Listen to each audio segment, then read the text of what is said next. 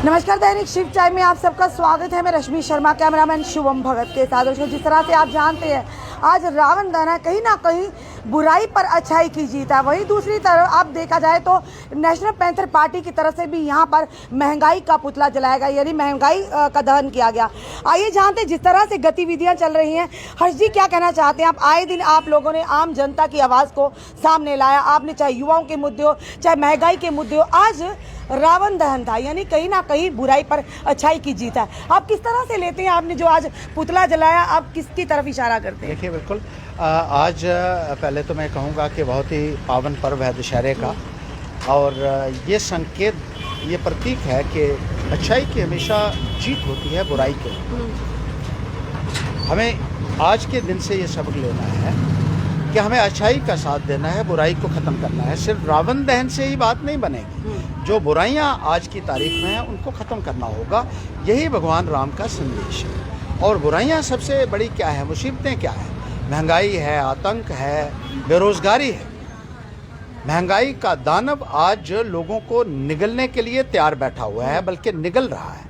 महंगाई आसमान छू रही है। आम आदमी का जीना दूभर हो गया है। 2 वक्त की रोज़ी जो है वो मुहैया करना मुहाल हो गया है लोगों के लिए, और आम आदमी के लिए चूल्हा जलाना आज की तारीख में मुश्किल हो गया है। जो महंगाई केंद्र सरकार ने थोपी हुई है लोगों के ऊपर, यही सरकार कहती थी कि ये महंगाई दूर करेंगे, बड़े बड़े वादे करते थे, लेकिन आज महंगाई का राक्षस एक बहुत बड़ी समस्या बन के उभरा है। इसलिए हमने महंगाई के राक्षस का भी पुतला फूंका और बेरोज़गारी के राक्षस का पुतला फूंका, क्योंकि बेरोज़गारी भी एक बहुत बड़ी समस्या बन के उभरी है। बेरोज़गारी का दानव भी हमारे नौजवानों को निगल जाना चाहता है, और इससे पहले ये हो जाए हम बेरोज़गारी के दानव का पुतला जलाकर आज इस दिन को मना रहे हैं। इस दानव को लाने की जिम्मेदारी किसकी है सर? जिस तरह से 21.6 दिसंबरी जो कि अनएम्प्लॉयमेंट जम्मू कश्मीर का सबसे ज्यादा आया, क्या कहेंगे? किसको कसूरवार कहेंगे? कहाँ कमियां रह गई? जो वायदे किए थे वो पूरे नहीं किए। पर सबसे बड़ी बात, जम्मू की सियासत की बात करें, जम्मू कश्मीर की, तो बड़ी दिलचस्प है, बाहर भी चर्चाओं में रहती है। पर आप जिस तरह से फेरबदल देखने को मिल रहा है कि कहते हैं, जब क्या आपको लगता है वाकई भाजपा के पास कुछ ऐसी मशीन है कि दागदार जो नेता होते हैं, जिन पर कटाक्ष करती है हमेशा भाजपा, जब उनकी पार्टी में जाते उस मशीन में धुलते हैं, बेदाग होकर बाहर आते हैं? क्या कहेंगे? देखिए, आपने 2-3 सवाल इकट्ठे पूछ लिए तो उनका जवाब दूंगा मैं। 2-3 का इकट्ठा जवाब दे दीजिए ना सर। पहले एक हो गया कि ये इसको बेरोजगारी के लिए जिम्मेदार कौन है, तो ये जवाब देना होगा इन लोगों को, क्योंकि 2014 से जब से इनकी सरकार आई है तो ये बड़े बड़े वादे करते रहे हैं लोगों के साथ कि जब ये आएंगे तो बेरोजगारी दूर करेंगे, 2-2 करोड़ नौकरियां हर साल देंगे। इनके जो सबसे बड़े नेता हैं वही ये ऐलान करते रहे, और बेरोज़गारी को जड़ से ख़त्म करने की बात उन्होंने की, घर घर में नौकरियां देने की बात की। और आज सूरत हाल 7 साल के बाद ये है कि आज बेरोज़गार नौजवानों को सड़कों के ऊपर बिठा दिया इन्होंने। जो नौकरी करते थे उनको भी बाहर का रास्ता दिखा दिया, और बाकी जो हैं लड़के लड़कियां जो पढ़े लिखे हैं उनसे बूट पॉलिश तक इन लोगों ने सड़कों के ऊपर बैठकर करवाए। ये हालत हो गई है।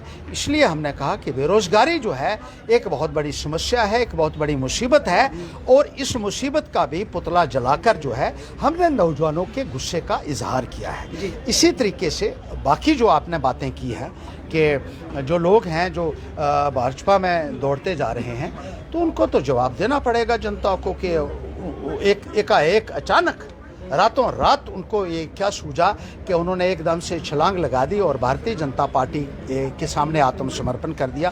क्योंकि पहले तो ये कहते थे कि भारतीय जनता पार्टी ही सारी समस्याओं की जड़ है, यही सारे फसाद की जड़ है। ये कहते थे हिंदू मुसलमान की झगड़ा करवाते हैं, और इन्होंने कुछ भी नहीं किया। हिंदुस्तान पाकिस्तान के नाम पर ये वोट लेते हैं, और 370 के ऊपर आप बड़े बड़े कटाक्ष उस वक्त करते रहे हैं। आप नौजवानों को लेकर इनको कोसते रहे हैं। आप कहते रहे हैं ये चौकीदार बन रहे हैं सारे।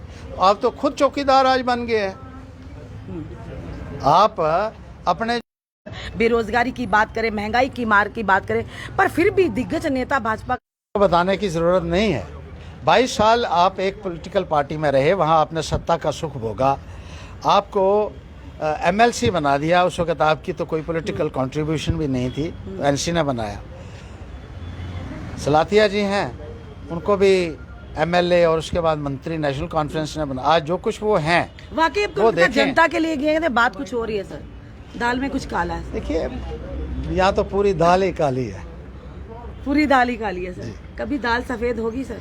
कालापन निकलेगा इस दाल का या नहीं? नहीं, मुझे लगता है कि ये और क्योंकि भाजपा के पास ज़्यादा गए हैं काली अंदर- होने के चांसेस हैं, क्योंकि बीजेपी सबको किसी ना किसी तरीके से किसी को डरा रही है, किसी को धमका रही है, किसी को लालच दे रही है, प्रलोभन दे रही है, हर हरबा अपना इस रही तरह है का कि दबाव क्या- अपोजिशन को खत्म कर दो और उसके बाद खुलकर मनमानी करेगी बात। क्या आने वाले समय में हर्षदेव जी सर पर भी, हर्षदेव सिंह सर पर भी कैसा दबाव पड़ेगा कि क्या पता मजबूरी में आपको भी दामन ये थामना पड़े भाजपा गर्दन कट सकती है लेकिन झुक नहीं सकती है। जी। और मैं बता दूं इन लोगों को भी जो जा रहे हैं, अपने पाँव के ऊपर खड़े होकर मरना घुटने टेक कर जीने से कहीं ज्यादा बेहतर है। इस बार क्या जनता विश्वास जताएगी आप पर सर? ये बड़ा एक महत्वपूर्ण सवाल है। अब भी नहीं जताएगी तो कब जताएगी रश्मि जी? फिर तो पूरे निज़ाम के लिए एक बदकिस्मती की बात है। धन्यवाद सर, पर पहली बार आपके चेहरे पर इतनी मुस्कुराहट दी गई। चलिए ये मुस्कुराहट कायम रहे यहाँ पर। ये दर्शक ये थे हमारे साथ Jammu Kashmir national panther party के चेयरमैन हर्षदेव सिंह जी।